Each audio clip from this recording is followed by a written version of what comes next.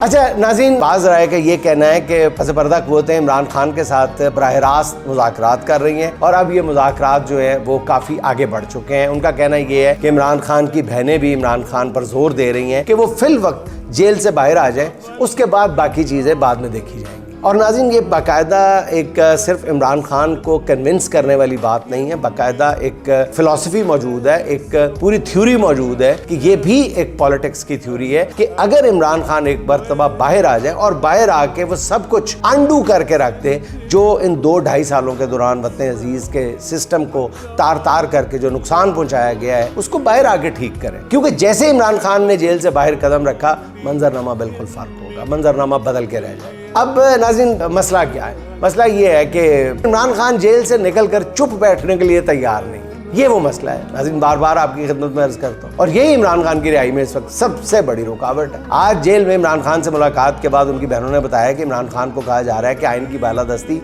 और rule of law के मौक़िफ़ से पीछे हट जाए। तो खान ने कहा है कि उन्हें भी कहा गया है कि आप 3 साल के लिए खामोश हो जाए और चोरी शुदा मैंडेट वाली हुकूमत को चलने दें।